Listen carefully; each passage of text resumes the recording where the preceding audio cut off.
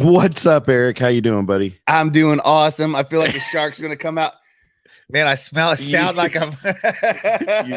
You do sound like crap. It's a struggle. It's a struggle. I'm good at lying. You sound like crap. Yeah, dude. Like you're like, oh, you sound good this morning. I'm like, yeah, I feel awesome too. It's back o'clock. Where's the show? What's that mean, Gary? Come on, buddy. We're here, Gary. We're here. Good evening, live. Gary. And so welcome to the Contagion Effect. Welcome. We love to talk to our veterans and talk about mental health, see where they're going, how they're doing, even after their service. So yeah. Hey, 988, dial it up. Somebody's there to talk to you. And you can always send us a message and talk to us and call us. We are always here for We're up 24. Barely. Almost. It was like 1 second, Gary. Sorry. Someone had to log out of it's Eric. Job. It's Eric being sick. You did log out of your new job, right? I didn't. I'm gonna fix it on the back end. So I'm not gonna. I can. That's the cool thing. I can fix it on the back end. All right. It's always on the back end. You can fix it. It's always on the back end. Hey, how do I look without my light on? Check this out. Bam. Yeah. Oh, there you. We didn't do light last week. What's crazy is your flag looks like it lit up too, which is very interesting. Dope. Dude, couple more weeks and we'll be in. We're gonna move studios again. Going to Studio B, baby. No, it'll be Studio A. Oh, well, what the hell is this then? This is shit. This is where we had space. This is where what's up, Donald? How are we tonight? Deuces, bro. Welcome to the show. So, Eric, the question of the week every week. How was your week? I did not train this week. No, I took an extra day off on Sunday. Is that why you got kicked from training? Yeah, so they go on their own on Sunday, and yeah, we'll just leave that alone because I don't even think the dude. Yeah, let's not share last week's story and our friend of last week. But no, it started out awesome. I got to go down. So the company I work for has a milk plant, and sometimes we get some bad milk or whatever, or it may have gotten lost in the yard and they couldn't find it. So there's a cattle ranch down in Bakersfield that will take it and use the nutrients and mix it up with some other stuff and then feed it to the cattle. And that's where I got to go. Oh, so that's what that picture was? Yeah. Oh. Yeah. So that was like 4 hours away. Bakersfield to Tracy's about 4-ish. Okay, wait a minute. So that milk, is it all in the jugs and everything? Yeah, it was literally just. So they literally got to take it and empty it all out? There was from other grocery stores. There were from other purveyors of dairy products. Okay. There was yogurt, and it's basically liquid or yogurt that they can use because the enzymes mix it up. The guy was telling me about it. 20,000, 20,000 head of cattle. 20 just on that one. Yeah. At that plant ranch. Yeah. I forgot the first name, but it's something cattle ranch. Well, that's all right. We'll be all right without it tonight. Calf ranch. Calf ranch. Yeah. And he had 2 locations. So it was pretty cool. But other than that, it was a struggle all week long, dude. I'm like, oh, this is going to be a great week. It's going to be a great week. Yes, he can't even. Great week. It's just been. I did talk to him this morning. He did not sound anything like this. And I gave your dream, the huge ranch, right, Gary? Oh, dude. That's your dream. Yeah. Hey, Gary, by the way, we are talking to a Marine today, a fellow Marine of yours, buddy. Semper Fi, buddy. So my week, out of training, first week, actually making calls, doing stuff. My boss is also on vacation, so that's interesting. But I got a couple connections. Good. We'll see where it goes. It's interesting. I'm sure we could work with you on that. Little health scare, like going to the doctor today. Gonna live. We'll wait to see what my blood says. Yeah. But yeah. What do you got drinking over there, bud? Which one? Hey, is that from AngelicWines.com? This is not. Welcome to the show, everybody, and thank you for your support at AngelicWines.com. If you're going to talk about it, bring it up, bro. If you're going to talk about it. STD, what's cracking? There it is, AngelicWines.com for all of your personal and private label needs. If you want to book a wine tasting, check out AngelicWines.com. Look at Gary. About time you had real military on. Oh boy, because we're having a Marine. Oh boy, we're gonna get everybody fired up today. What's up, fellas and ladies? Wow, another day, and dude, I appreciate you so much. Why? Because you let me cut you off and stuff like that, and you know how I am. I know how you are, and I just appreciate you. Sometimes people need to hear that, right? The whole transition, getting back into the working world, and you've handled it really well. We'll see. You've handled it really well. We will see. So there was. I know you're getting into something, Gary. Yeah. The wine. Having the other piece. No, we're watered out, and I got my wine. So thank you very much. All right. So I know we got to get to something real quick, and we got to get to our guest. Well, we got to get to, and it's cute, and you're gonna cue it up as I talk about it because, dude, Scotty Hastings has some big news. Yeah, but we're not doing that. Let's come back to that. Oh my God, I'm sorry, Miller Mobile Tax Service. Yeah, let's go to for all your Gary. Accounting.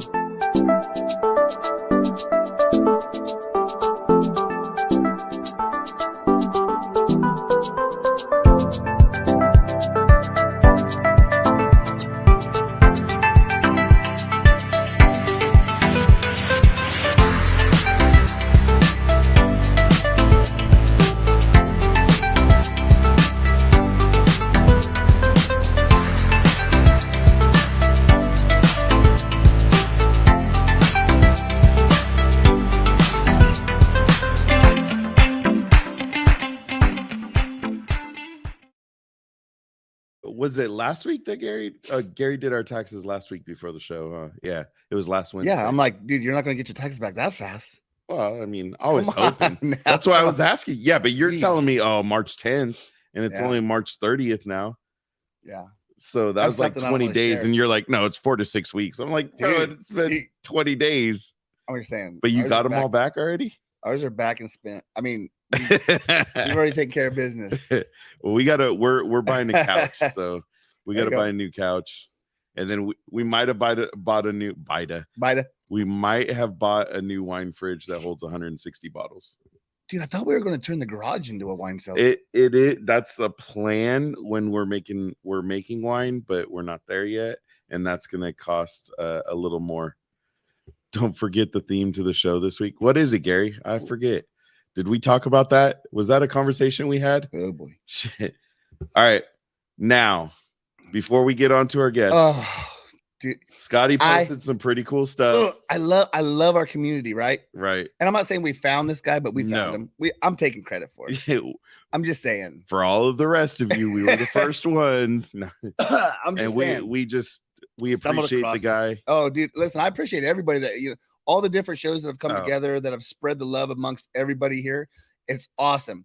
And so, you're flicking. Oh man, you're flicking through TikTok and flicking through TikTok, and you get this.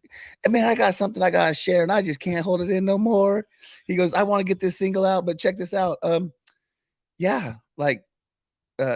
Parton wants to be part of this song. Yeah. Right. So that's dope. I'm so happy that for is Scotty so Hastings. That is so. Yeah. Scotty's already doing a song with somebody big. Bryce. We're not gonna say it. I'm gonna leave it alone. Go follow Scotty Hastings music. If you want to learn more, go follow Scotty Hastings music. Go to TikTok. Yeah, go to TikTok. He's really strong on TikTok right now. He's jumping on there. Does a lot of lives at the Moxie, Margaritaville, all the places in Nashville. And it's dope, dude. It's so cool. And he's going to be a hero stock. Yep, he's going to be a hero stock. But beginning of September. But going through the fact that he's already doing the song with somebody known in the industry, dude, then all of a sudden they get a call and Dolly Parton wants to be on the song. Dolly Parton. That is sick. So dude is definitely working harder than 9 to 5. Congrats to Scotty. That is badass. For somebody that had you're funny with the 9 to 5. Hilarious. Yeah, tough crowd. Yeah, no, real funny. So with all that, we're saying let's get Scotty. Let's get him on. Yeah, the times and places they may change, but one thing stays the same. The stories that they tell about going through hell. If you think they wouldn't do it all over again, well, you just don't know them. The memories that they of the ones who didn't make it home, it sure do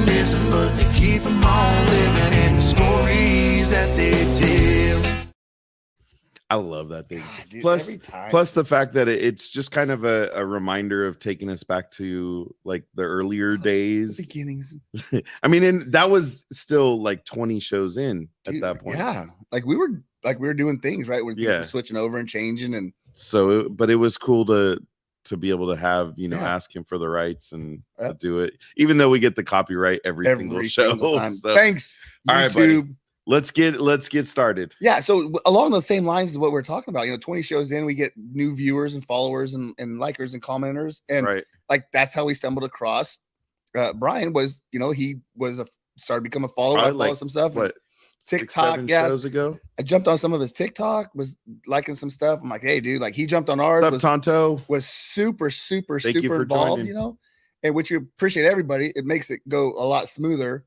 You know, it's nice to have comments and stuff like that. Right. But he was one that was always in there. And so I'm like, dude, like, let's set something. I think I literally set something up in this chat one night. You know, I'm like, dude, let's do this. You were frantically going and searching his page. and then there's like, because his page is every days a Saturday. And then there's USMC veteran. Right. And then there's every day is Saturday. Yeah. So with no further ado. But hey, we'd love to have bring in Bryan Roof to the show. Welcome, sir. How you doing? Woo. All right. Thank you guys so much for having me on. I am so appreciative of you guys. I've been watching you guys for a couple weeks now. I found you guys on like one of those like podcast things, and I originally clicked on cool. And I saw that you guys had on like the veteran guy from TikTok. Sean Laurie, something like that. Yeah, Sean Laurie. Yeah. As a matter of fact, I got in touch with him. He's going to be joining on my show as well. But I saw him, so I was like, oh, let me go check these guys out, and I started watching you guys, and I was like, oh man, these guys support veterans and, you know, the first responders. And I was super excited, man. I was like, and then I had just kind of got myself into it as well. And it kind of felt like, you know, we kind of almost have the same ambition of like, you know, getting guys' stories out there. And, you know, I feel like there's a lot of veterans out there, their stories go left untold. And we hear all these other stories out there that are kind of irrelevant to why we exist. Right. Well, I would agree. Yeah. No, and that's, I mean, the whole point is Eric and I go, you got a cough, buddy? No. So we will give everybody a heads up. Eric's a little sick if you haven't been able to tell yet. So we're going to deal with some coughing, but we'll make it through. But that's the whole reason we kind of got started is first off, we can talk. Yeah. Like, you know, we could talk, but then we started talking, you know, to our buddy Nino and then started realizing, wait, we're starting to talk to a lot of veterans. Yeah. This is our thing. Like, this is cool. Yeah. And then again, we like can talk. Oh, no, for sure. Well, yep. Yeah. You're looking like Wilson. You got Bryan's looking like Wilson from Home Improvement. Yeah, because I got the got the microphone right here. Yeah. It's all good. Right? It's all good. Yeah. Don't worry about what people Yeah, there you go. Then remember, let's not mess with the technology. Yeah, now. We 60 minutes in, we're perfect. Yeah. And the next 12, we're like, where's the looking great? Where are we going? All right. Well, so let's start. Where were you born? Where did you grow up? Where'd you go to high school? You trivialize it. What? Okay. All right. So I don't even want to. Bryan, I'm basically out of California. Kick him out. I'm out of here. Sorry. Go ahead. Too sick for this. Yeah. No, you're good. So basically, I was born and raised in California. I'm from Lancaster, California, desert boy. I grew up here my whole entire life, and then went to Highland High School. Played football. I wrestled. Graduated in 1999. While I was in high school, kind of my dream was to play football. You know, that was kind of like always my dream is let me go play football. Position? Well, being 5'11", center. You know, I played guard and defensive tackle in high school, but when I was younger, I played like linebacker and fullback. But as I got older, got a little bit bigger, they're like, "We need you on the line," and I was a good pulling guard, like you know, so had some speed. Quick feet. So quick feet. I I loved, playing football. And I kind of envisioned myself going on and playing football. But while it was, like I think it was about my junior year, they had the ASVAB, and they offered the ASVAB at the high school, and I was like, I get out for 4 hours. My girlfriend going, I was like, good deal.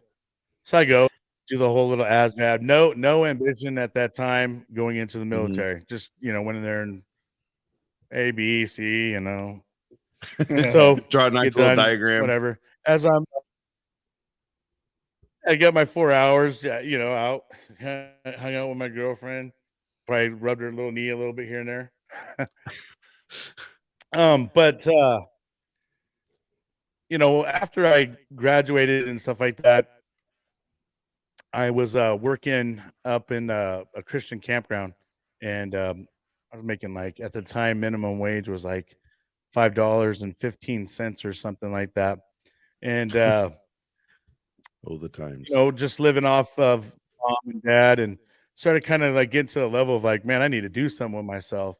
And I had heard my cousin had went to do devil pups, which is like an early, like an early thing you could do for the Marine Corps. And I heard that he was going to go in the Marines. And so when I started looking through, back then we had the yellow pages. Anybody? I mean, I know they don't know about the yellow pages anymore, but yep. Sitting there reading through the yellow page, and different branches. I hit everybody up, and I didn't want the Army at this point in time because they were bugging me in high school, trying to take me out to lunch and stuff, and it was just like too much. And so I kind of didn't call them, but I called like the Air Force. They didn't answer.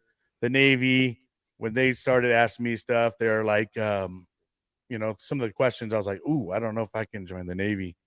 So then I ended up calling the Marine Corps, and it's a Staff Sergeant Burke, just super motivated, and he was just like, hey man, come on in, give you the whole spiel about the Marines. And I'm like, all right.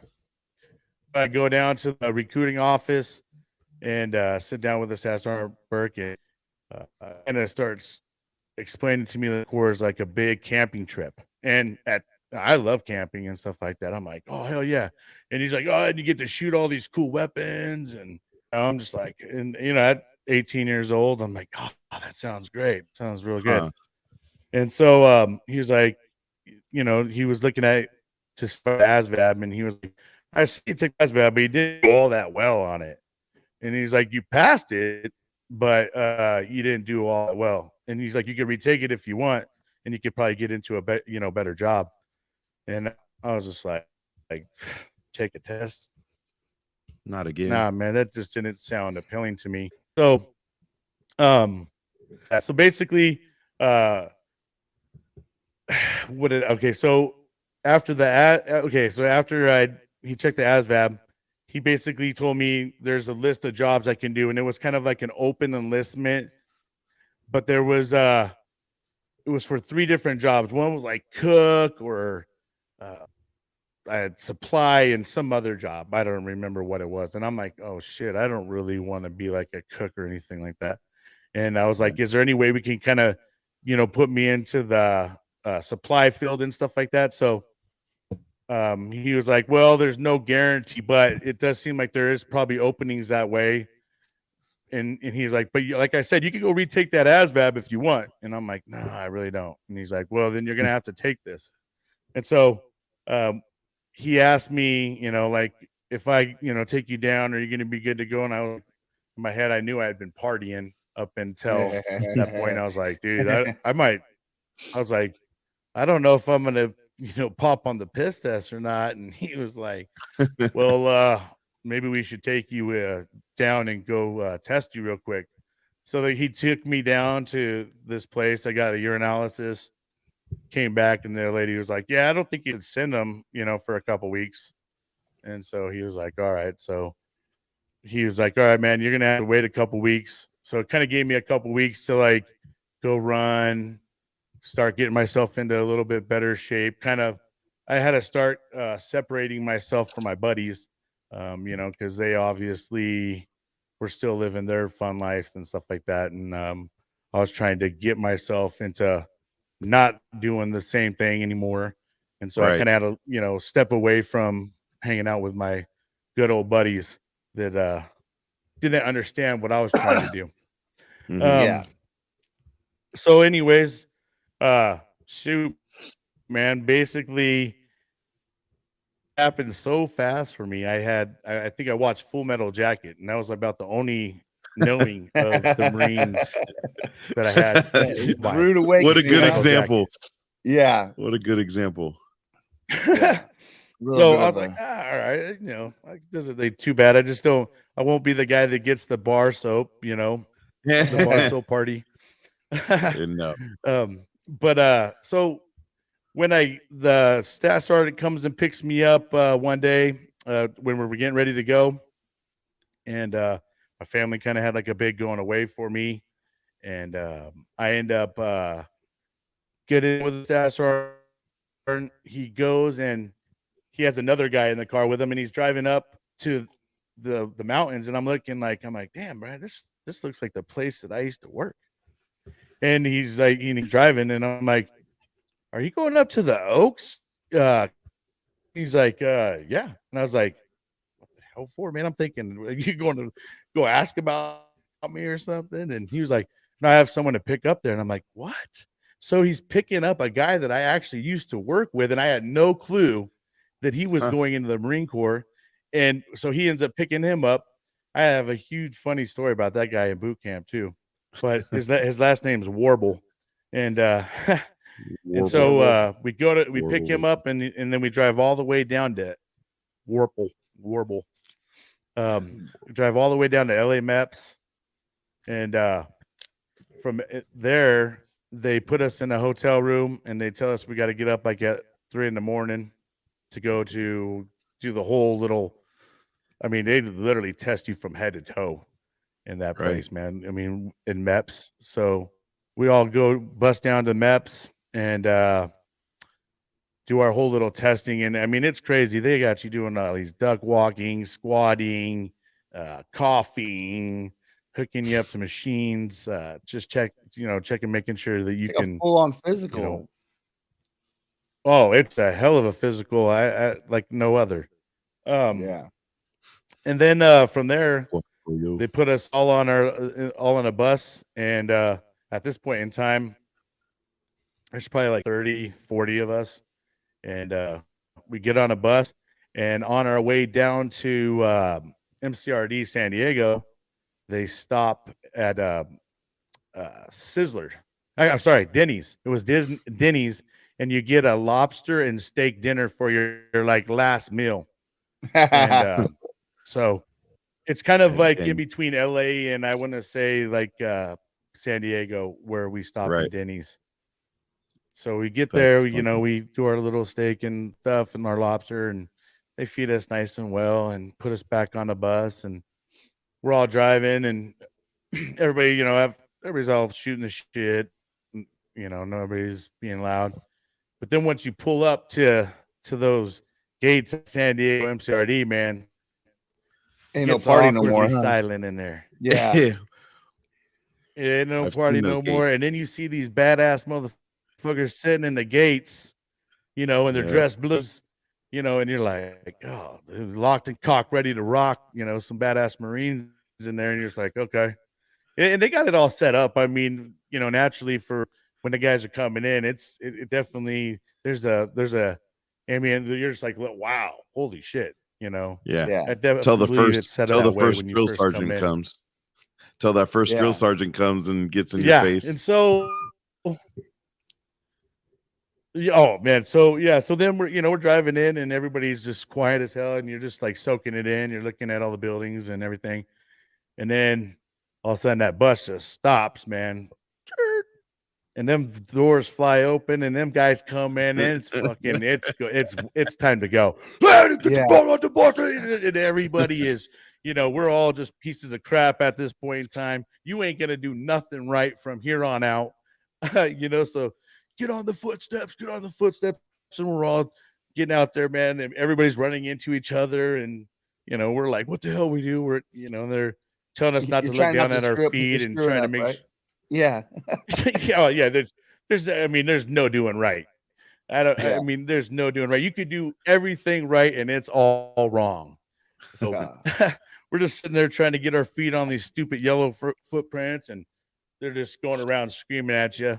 And this is just the receiving part, and you kind of go in there, and once they bring you in, they take you into this one room, and they start stripping you of all your civilian attire, and they have these boxes, and they make you throw everything in there. And if you have like any kind of valuables or something, they have like these small little bags that they make you like put your social and all that. You end up getting a number in your platoon, and I think it was number 36 or something like that. And but don't that they tell becomes you your number on all your stuff. Don't they tell you not to bring valuables? Like, don't they tell you to kind of dress? They tell you not to, but fools, I mean, I don't know, man. People, there's knuckleheads out there, and I gotta imagine nowadays with cell phones. We didn't have cell phones back then. We had pagers. I think that was the extent of technology back then. You might have a pager, but nowadays I'm sure they probably deal with a lot worse. But back then, it was like you're not supposed to bring anything. You could bring a Bible. I think that was the only thing that they said you could actually bring, but everybody had something. And I mean, oh my gosh, they were just lighting dudes up. Like, thanks for counting. Sorry, he's counting. Square table, Joey's counting all the flags on the. Yeah, there's a lot of flags up on the screen today. Every time I cough, I think you got to take an edible. How about that? Yeah, every time Eric coughs, you got to take another edible for Joey. Oh, I read they're allowed to use their cell phone. Yeah, every once in a while, whatever. That's how soft. That's how soft they've gotten. I've had a couple of active Marines on. I'll have to get in touch with them. There's a lot of misinformation that I thought was going on that wasn't happening. I was talking to some of the active duty guys. Well, our buddy Tom. But anyways, he actually just. Oh, go ahead. No, you're good. Oh, I was gonna say Tom Edinger actually just retired like 2020 as a Marine Corps recruiter. So he's kept us in the loop on some of the stuff. And my son has actually fully made the move to go into the Marines. So wow. He on Tuesday night, he actually went and worked out with the Marines, because I was gonna ask you were a football player, right? Playing line, how much were you weighing back then? Because I mean, my son so let me tell you 35. So I was considered a diet recruit in the boot camp, and I got to wear these lines on my shirt. So we had our platoon number, said like platoon 1045 was my platoon number, and above and below that there was these white lines, and that said I'm a diet recruit, because I didn't look like I was in the weight standards to their likings. So, I mean, you can even kind of be within their weight standards, but if they don't like the way you look or something too, they'll still slam you. And they even have guys that are double ration guys that really fucking piss you off. The little guys that are the little tiny dudes, because they get to go through twice. And the diet recruit. So the diet recruit is your last to eat. You're at the very end of the line, right? And so as you go through the line, at the end of when you're getting all your chow with your tray, there's a instructor waiting for you, and that son of a bitch is sitting there like, don't eat that. You can eat half of that. Take the whipped cream off your Jello. It just that's the only good thing. And so, oh my gosh, man, you're like the whipped cream, like it's dessert. But so. I tell you what, man, you go in the chow hall hungry and you leave it hungry when you're a diet recruit. I'll tell you that. Oh, I bet. So okay, when you're when the little guys are done eating, when all the little guys are done eating, we have to be done eating, diet recruits. So, but what we have to do is we got to go sit there with our trays and sit there and wait till all the drones are done eating. And then they come over and they inspect our tray and make sure that we listen to whatever they told us not to do. They better see that whipped cream there that they told your ass not to eat. And if they said eat a half of a piece of bread, you better have a half of bread there. You know what I mean? And it better not be a small half.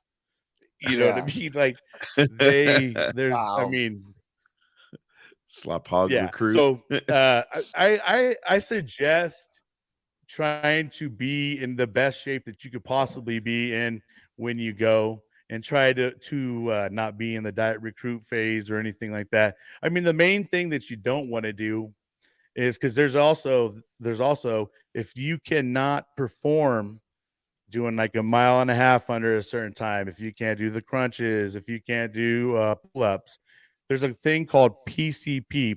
It's we call pork chop platoon. It's a platoon where you go and you basically, so if you fell in phase 2 and it's because you couldn't run the mile, well, you go to that pork chop platoon. You go to, we had chocolate milk. Yeah, no. No way. Not in the Marines. But you go to that pork chop platoon and you will sit at that pork chop platoon until you can run that mile and a half, or you can do those crunches, or you can do the pull-ups, and then you'll drop into a different platoon. I mean, so sometimes there's guys that go in there and they start off with a platoon, but they fell at some point in time during the phase, and they'll hold you back, and then they'll release you into a different platoon. Yeah. That's how they get Marines like that. Dang PCP. No, it's pork chop platoon, Joey. Yeah. But that pork is chop funny. platoon. Yeah. But yeah, like I said, it's not fun, man. You go in there hungry and you leave there hungry. Now, remember I was telling you about a guy that picked up in we picked him up and I worked with him, Warble. So this guy, skinny, tall guy, love food. And he was one of those guys who just, can just eat and never gain a damn pound. Now, this dude loved food so much. Now, the drill instructors always had this thing where they would pull us in the back of the squad bay, and they'd set up these foot lockers, and the drill instructor would stand up there and he would be giving us knowledge or some shit like that or whatever. So we all go back there as platoon. And, we got to do this whole sitting down, standing up, sit down, stand up, sit down, stand up thing. And whenever we sit down, we're supposed to sit left over right, Indian style, always. Like, that's just how you sit wherever you go.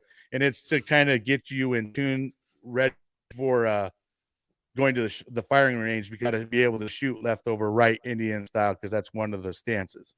So, and it's something you got to try to get your muscle ready. I mean, it sucks ass doing all the time. But anyways, we're sitting there doing this up and down, man. We're doing the up and down, and all of a sudden I see this like purple splatter, and it's all over the floor. And I'm like, oh my gosh, I know it's yogurt. It smells like yogurt. It looks like yogurt. Well, this fool tried to put yogurt in his cargo pants. And we're sitting here doing up, down. And the thing splatters everywhere. And he's looking at me, and as he's going down, and he's trying to scoot and like dry it up with his ass. He's sitting there and he's looking at me like, help. I'm like, bro, no way, you're dead. I'm just thinking, as we're sitting up, down, finally the drill instructor just sees it, and I mean loses his mind, man. Yeah, and oh my gosh, he's like, you go to the quarterdeck. And they take him over to the quarterdeck, and that's where you get personally smoked. There's personal, individual smoke, which is the quarterdeck, and then there's platoon punishment, which you go out to a dirt pit and they smoke the whole platoon. If it, nice. But for that guy, they went and smoked him, and then the Marine Corps likes to do a whole thing too. They punish us for one guy's mistake, so we also got taken out to the pit, and he got to watch us get smoked and eat a yogurt as we're sitting there getting smoked. So everybody was kind of pissed at him after that. Joey has a question for you. When you're in basic, did you do nothing but quote Full Metal Jacket? This is my rifle. Many like it. We do a lot of that kind of stuff, but yeah. That's funny. All right, so you get through MCRD. What ended up being your MOS? I was a 3051 warehouseman supply, so they also known as a box kicker. A box kicker. Without supply, you don't fly. So you just move things around, eh? So yeah, basically, when I first got into the Marine Corps, I mean, like when I got into the fleet, so after MCT, you do MCT at camp over at Oceanside Camp Pendleton. You do that's like 17 days. I think it's changed now. And then you go off to your school, which my school was in Jacksonville, North Carolina. Real little Rudy Poo little place, man. All there was strip clubs and a little small mall. Hanging out at the mall. Yeah. But after that, man, went back, when I got into the fleet, they messed my orders up originally and they sent me off to 29 Palms. And it's dead ass summer around August time frame, I want to say. It's like a resort there. August 2000. They send me off to the so everybody gets we get to pick our 3 places that we really wanted to go. And I picked all 29 California spots. Except 29 Palms. I was always you didn't pick 29 Palms. I did. Guess who gets it? I was the only one who gets the damn paper, and no one else gets 29 Palms but me. So I go over to 29 Palms, check in, and the warrant officer is like, "Hey man, I got good news and I got bad news." And I'm like, "Oh gosh. What's the, like, what do you mean?" And he's like, "They messed your orders up." And I'm like, "Oh shit, what's the good news?" And he's like, "Their orders are actually for Camp Pendleton." And I was like, "Okay." I'll take the toast. Like, so what does that mean? And he's like, yeah, he was just like, well, I could use a 3051 here, but if you want to go to Camp Pendleton, I'm feeling generous today. I'll let you go. I was like, I try not to act excited about it, because the way the breeds are, man, they'll shoot your shit down if you're happy, so I'm just like, I think I'll go to Camp Pendleton, sir. And so he's like, all right, let me go ahead and type up your orders, and then send me off to Camp Pendleton. When I first got to Camp Pendleton, I was part of this company, and they were off of the 22 area in Camp Pendleton, and they were just a support group. They weren't attached to any grunt units or anything like that. They kind of supported with I was in the bin section, so I dealt with a lot of hardware for tanks, any kind of artillery type things, just all kinds of little nuts and bolts. And so they used to do little fuck games with us, having wall-to-wall inventories and make us stay for a whole weekend and do all these counts and stuff like that. And the bad news is there's no water at 29 Palms. I'm sure it's a good place to mimic Middle East. I'll tell you that. What's up, Bertle? Bourbon Battle Buddies. Bourbon Battle Buddies. Yeah. So Go ahead. while I was at Supply Battalion, I got to play football on the football team and stuff like that. It was a lot of fun being on the Marine Corps football team. We, it was 11 on 11, full pads. We played against the different units. I was having a great time with that. And then 2001 hit us, and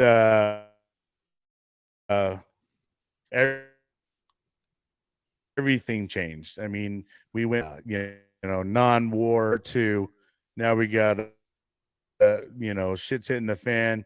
When, on 9/11 that day, we were ready to deploy like that day. I mean, it was like they shut down the base, our barracks, get our junk on the bunk and inspections, which means everything.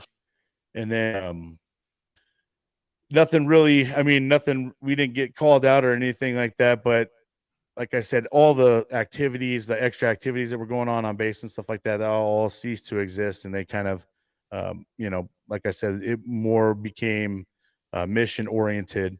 And so I ended up getting me and a buddy so happened there was a gunnery sergeant looking for 2 men to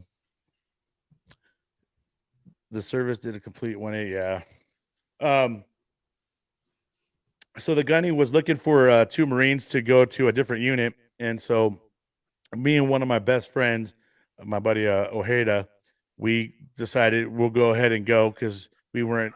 The supply battalion sucked. It was a really bad place. They called it the plantation.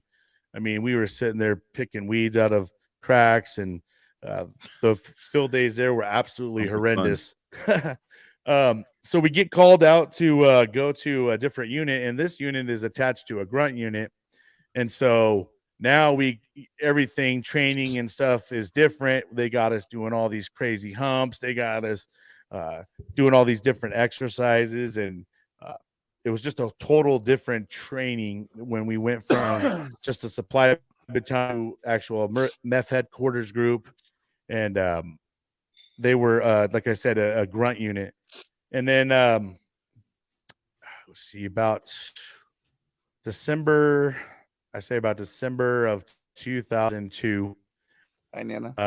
I get orders saying that I'm going to deploy out to the Middle East.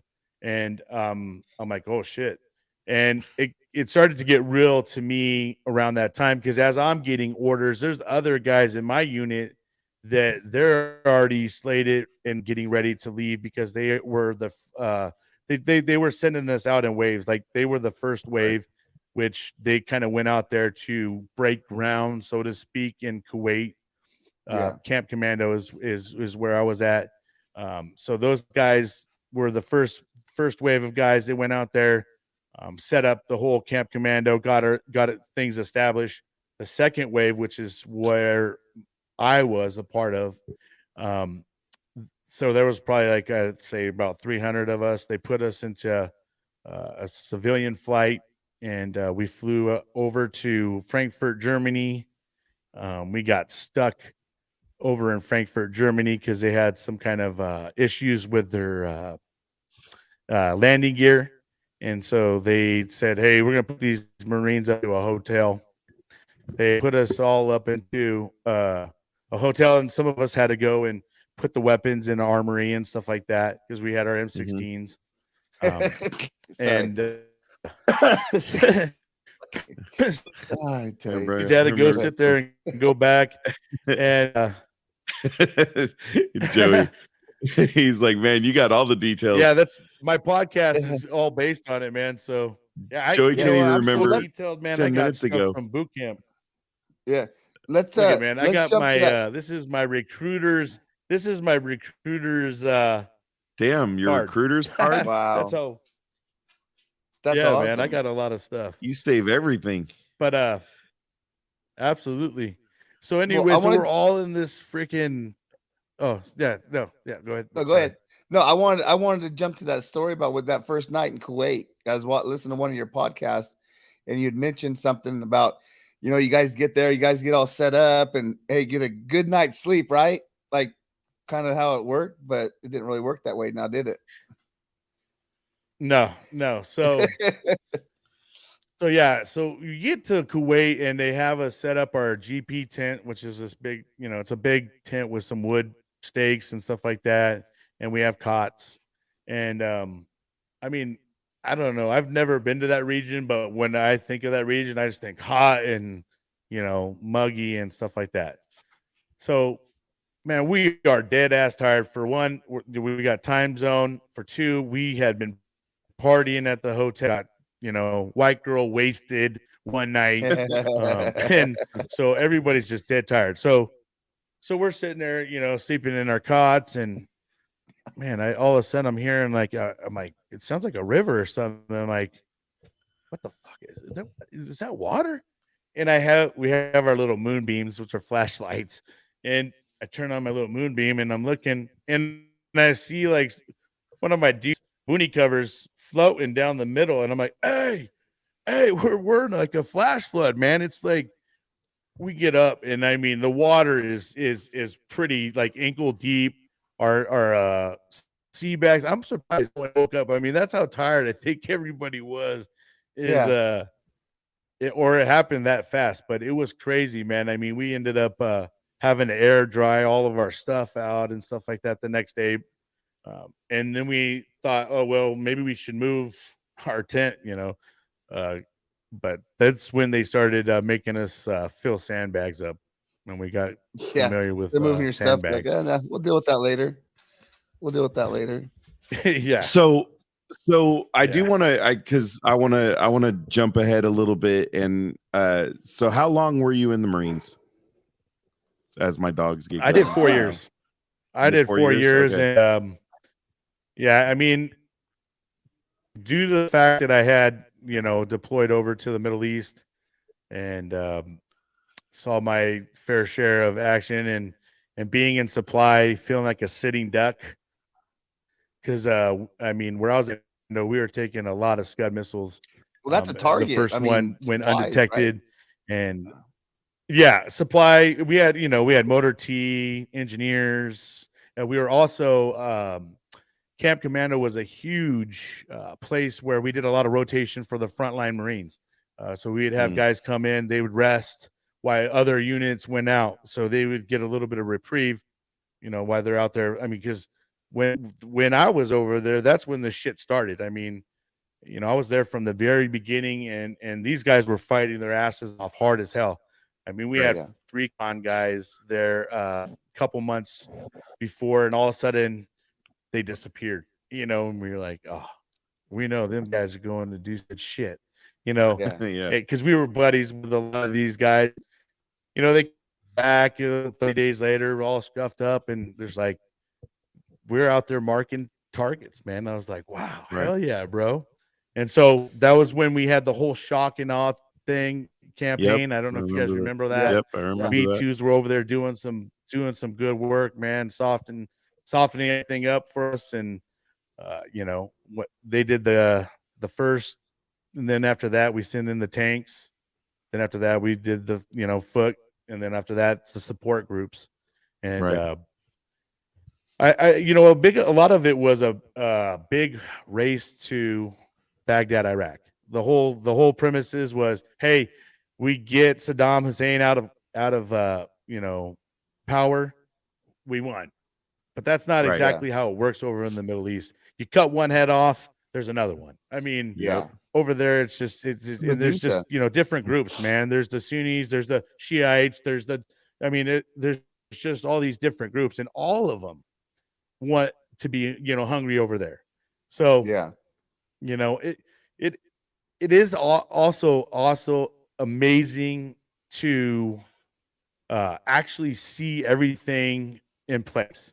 Here I am, a supply guy over there with all different guys, but we're here experiencing things that I mean, the bombs, the bangs, the booms. I mean, that's just stuff that, like, when everybody hears supply or motor T or any of those things, they're probably thinking of, these guys don't really see nothing. And I would say bullshit, man. Once the shit hits the fan, everybody is involved. And in the Marine Corps, first and foremost, everyone is trained as a rifleman. And you never know at what point in time you're going to have to get up and man a 50 cal when we're going and doing our convoys in and out of Baghdad and Iraq. And our main supply point was in Babylon. And there's a whole article and stuff on Camp Commando Kuwait. If you type in Google sometime, you can check it out. It talks about how we were basically on the radar for all the Scuds. Right. So Joey said every military base in Iraq had a special gate for Saddam. We called the one gate at Kirkuk the Saddam gate. He said it might have been a tall tale, but let me tell you, the guy had a lot of palaces over there, and they were all gold plated, and it was, I mean, something else. I mean, that guy definitely was living large, man. I came back stacks, and I wish it was worth something, but I came back with stacks and stacks of money with his face all over it and stuff like that. It's all Iraqi money. Wow. I mean, maybe one day it will be worth something, but I got stacks of it. But we took a lot of different, stayed on the Hilltop Palace there in Babylon for a little while. Yeah, nice. That's cool. Yeah, it was it was very big setup, huge supply point. I gotta say too, like I said, seeing America, all our different militaries come together. We talk a lot of shit about each other, but when you go into combat and you got to really rely on each other, because for different missions too, man. I mean, we had lost, hundreds of Marines, camis and all kinds of stuff because there was shrapnel that dropped down and started a huge fire in our camp. And so all these guys lost all their stuff. Rounds were cooking. It was like a war zone inside our own thing. But I mean, everybody had to come together to get these grunts, because they're all grunts and stuff. We had to get their camis, get all their equipment they needed. So it took a consolidated effort from the Army, the Navy, everybody. I mean, just watching everybody come together and kick ass, and even some of the different countries like the UK, Australia. It was quite amazing, and a unique thing, and it's kind of cool to be a part of it and actually see it in work. It's we train, and there's nothing like the real life thing. Right. So you get through your time out of country. What makes you decide to, like, all right, my 4 years is enough, I'm done? Just at that time I was kind of done being the fuck games and stuff like that. But I'll be honest with you, I was already a corporal and stuff like that. And so I being you kind of start getting told to do as much. You're the one telling people what to do. So there was a part in a time where I kind of started thinking, oh, maybe I stay in. But I had already had gotten a little bit of a connection from my stepmom. She worked in the aerospace industry up in Palmdale, California, at a place called Northrop Grumman. And I was like, all right, well, maybe I'll try that out. So because that's kind of one of the scariest things for military guys is what do I, you're used to getting a paycheck every 2 weeks or whatever. Apparently the Marines and the Air Force, the best parties. But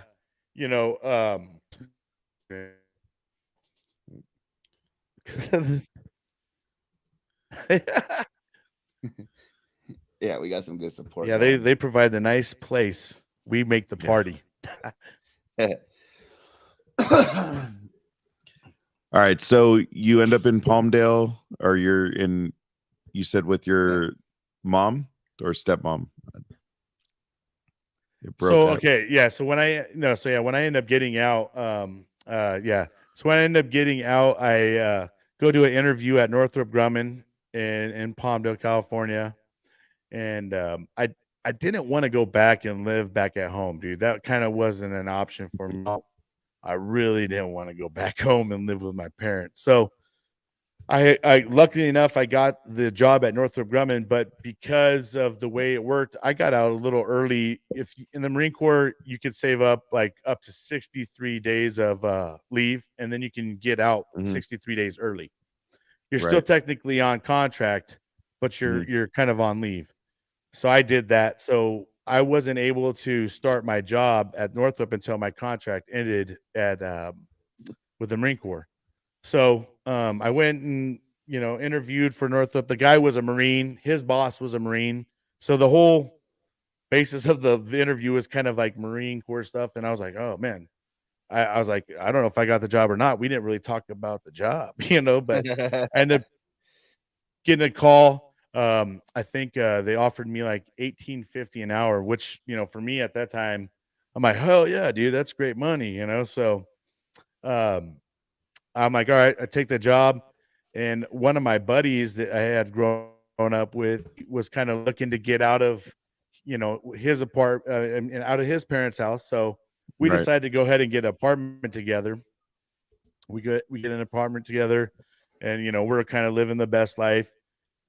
Well, meet a girl and get her pregnant, and the end of the world pretty comes. quick. Yeah, and then I try to be a good guy and try to get married and all that stuff. So, me and my buddy, after living together, I think we were probably like 4 or 5 months into it. I don't know. Our lease wasn't close to being up. Right. And I'm just like, bro, I'm sorry, man. And then he kind of was just like, all right, dude, I guess I'll just go back home. And I ended up moving in, my girlfriend at the time, who I ended up marrying her and have a daughter. And at that time, man, I'm trying to figure things out. I'm freshly out too, freshly out of the Marines, and I was over in the Middle East, so there wasn't a lot of women and stuff like that. So I was kind of vulnerable, and so at the time, and man, make those bad choices and keep rolling with them, and and and and she man, Bryan, you're really breaking up, buddy. Awesome, guys. We're really losing you. I don't know what happened. Crazy quick, man. You guys good? Yeah, we're just, we can barely, we're only hearing every other word. It's like a bad cell phone connection. Yeah, there we go. It's like a bad cell phone connection. All right. The internet, the California weather is not showing us love today. There we go. I can hear you better now. All right, there we go. No. So yeah, anyways, man, right. I get married and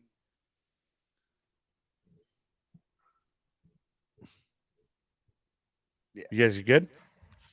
No, yeah, I'm just making sure you didn't drop off.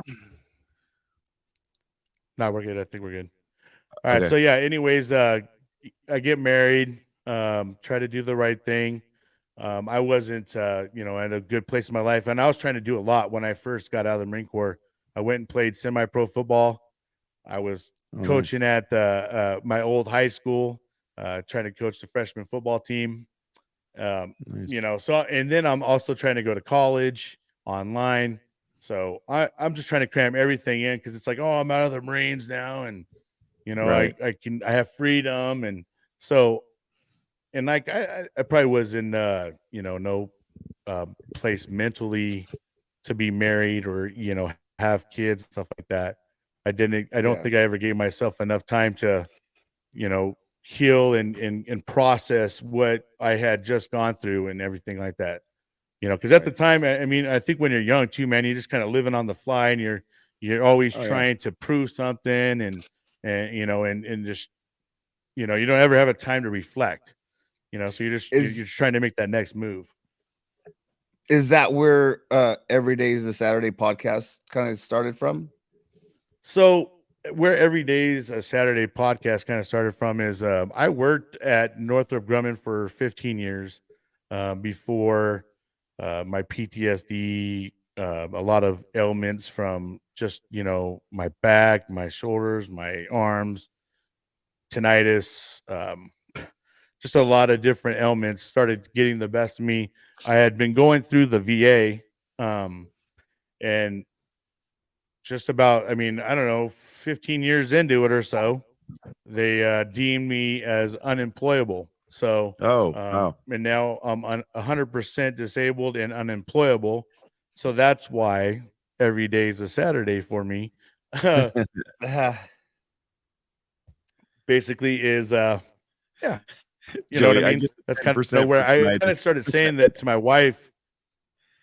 I started saying, it's kind of saying that to my wife, like, would she be like, what's today? I was like, it's Saturday, and kind of one of those things. And then I just started, and every day is a Saturday for me.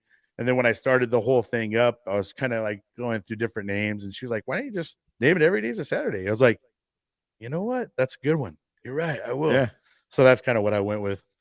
Nice. And I honestly, when I started the podcast, I really didn't know what to expect from it.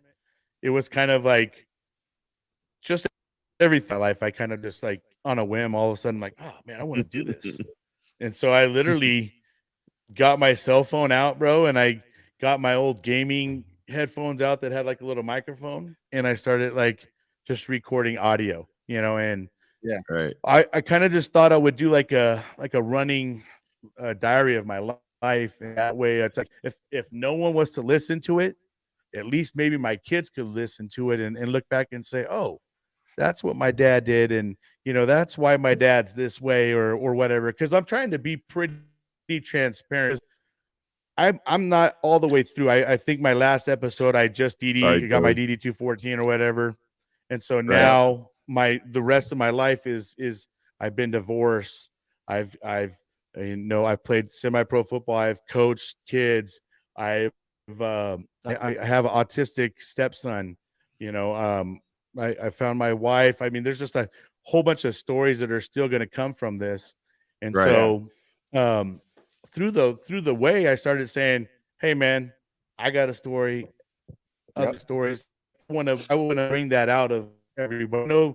I've been with one of the most awesome things about being a Marine is you are surrounded by real heroes. And these heroes are guys that aren't looking for the attention.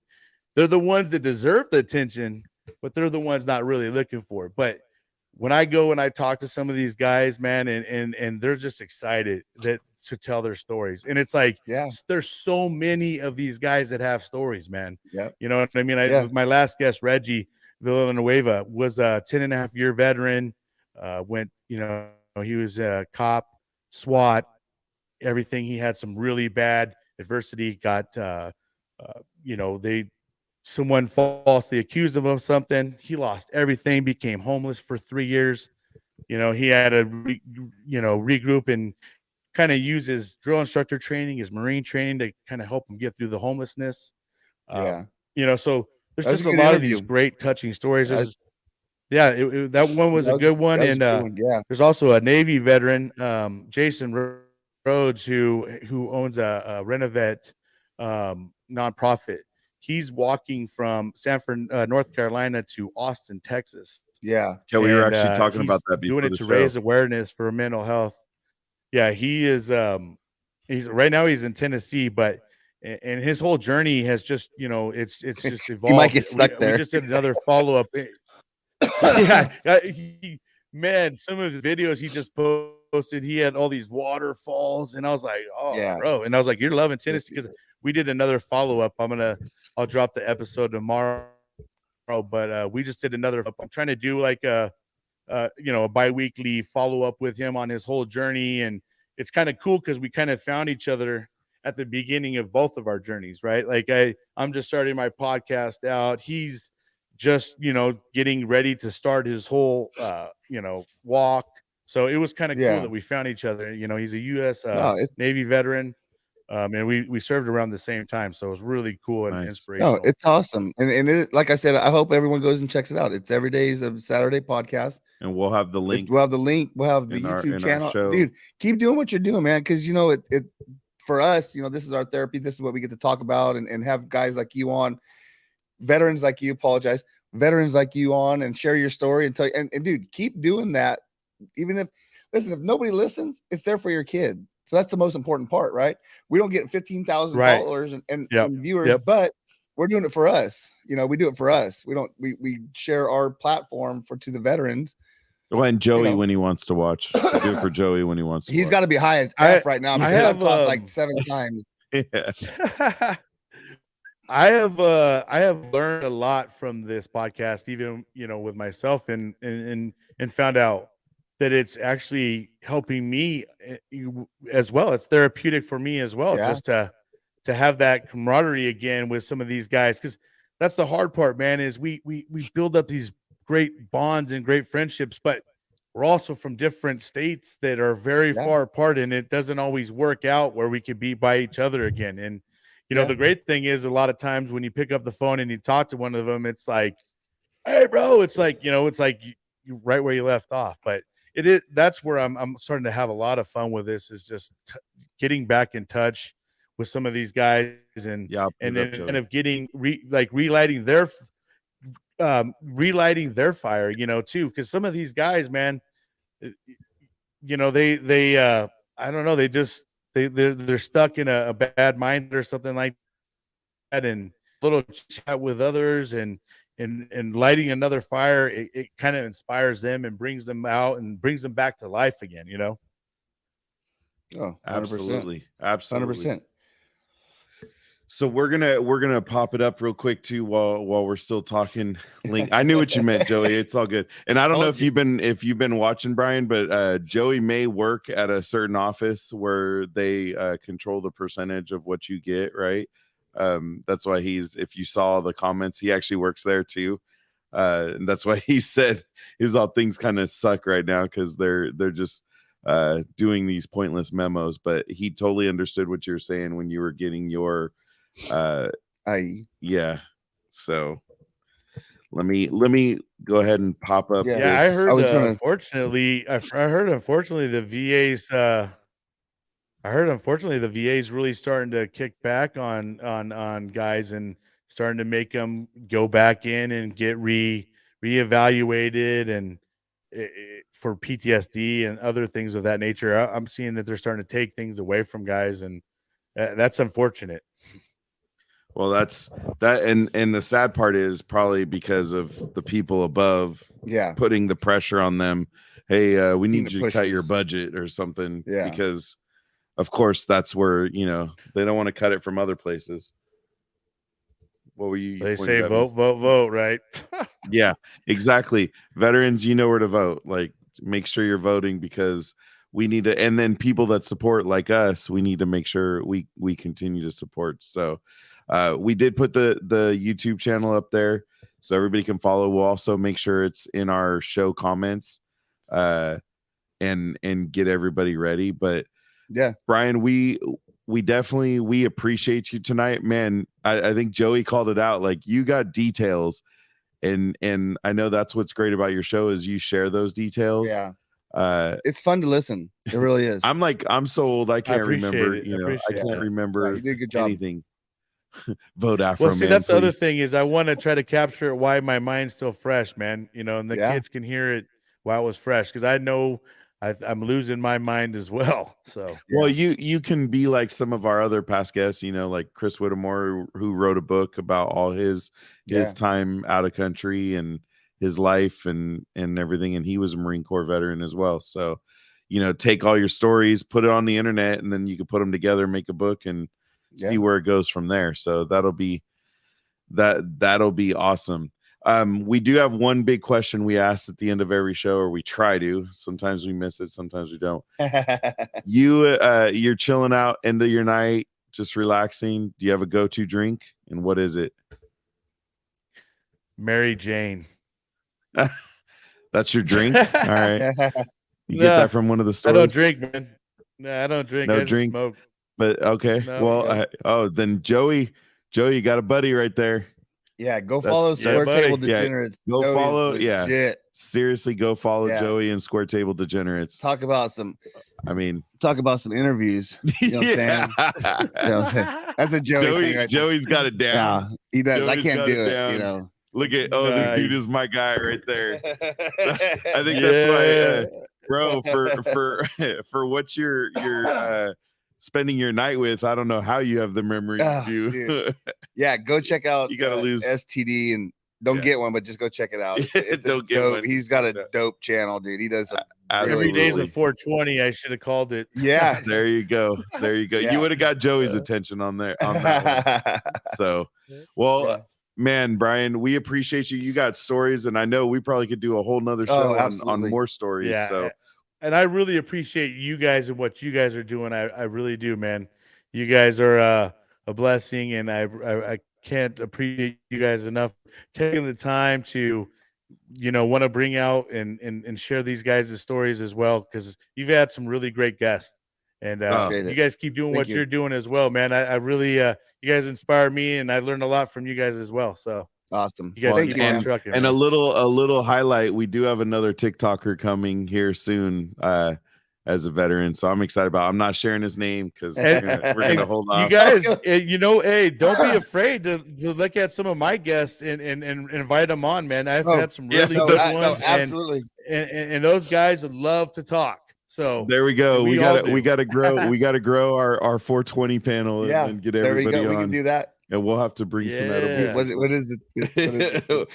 Oh shit! Is it a Thursday? It is a Thursday, dude. Oh, you already have that day filled. Yeah, but Joey's that is an actual busy. Holiday for me. Oh, it's Pat's Purpose. Yeah, when you already have Joey, Joey probably will be. Oh no, he'll be out.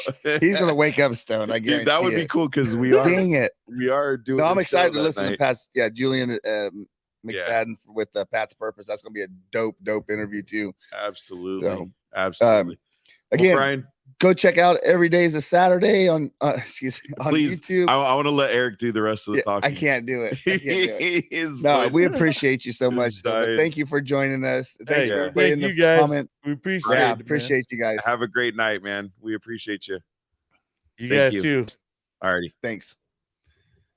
Man, another one down. Dude. You know, the thing is, it's just not long enough, right?